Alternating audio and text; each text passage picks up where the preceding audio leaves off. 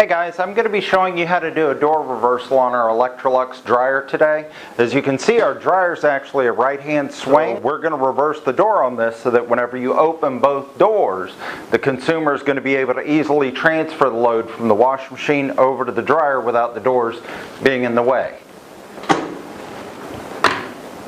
Alright, before you even begin the process of reversing the door on the dryer, I want you to take into account what kind of obstacles or what kind of spacing you have in the room. The key thing to this door is you've got to be able to open this door up all the way. If you can't open it all the way, if there is a wall or something impeding you from being able to fold it all the way back, you're going to be fighting to get these 4 screws out that are down here on the hinge. Just keep that in mind before you get started, but we're actually going to be starting over here on the left-hand side. There's 2 plugs that we've got to pull out. There's 2 screws that go into the door latch assembly. They're number 2 square bit. But let's get these plugs out first. Now I always use a cloth to ensure that I don't tear up the consumer's product as I'm prying these out. Now these are just tension in there. There's just pressure and the plastic conforms.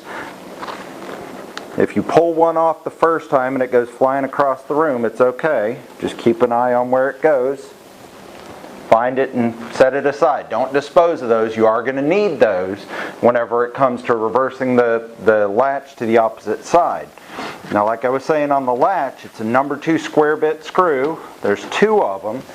Now, before you take out the second one, you always want to apply a little bit of pressure to the latch assembly to keep it from just falling off the unit and dropping down onto the floor.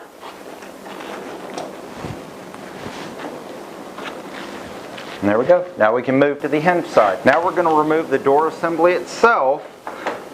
Securing this hinge, it's 4 screws. They're all number 2 square bits. Now these are finer threaded screws. It's very important that we use those back on the left hand side whenever we put the hinge back into place instead of the 2 screws. Basically, we don't want to mix them up with the 2 coarser threaded screws that go into the latch assembly.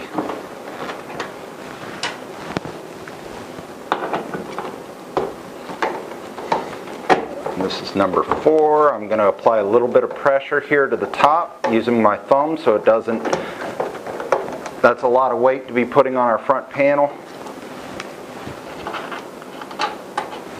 And we should be able to lift it up.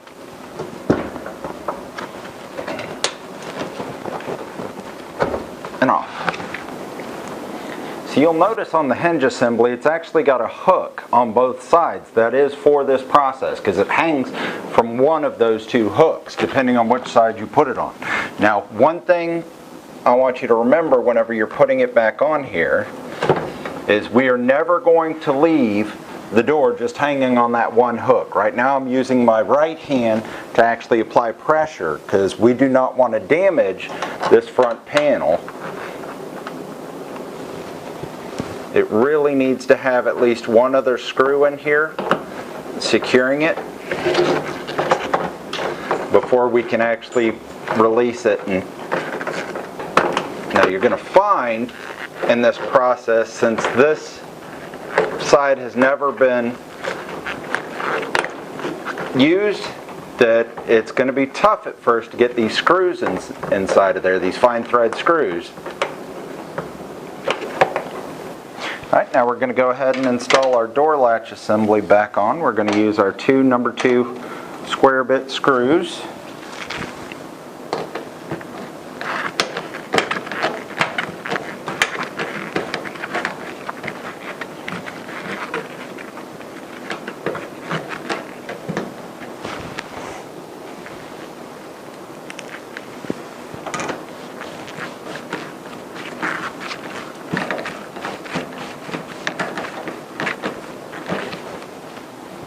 We've got our 2 plastic plugs that go in the other 2 open holes that our hinge used to sit on.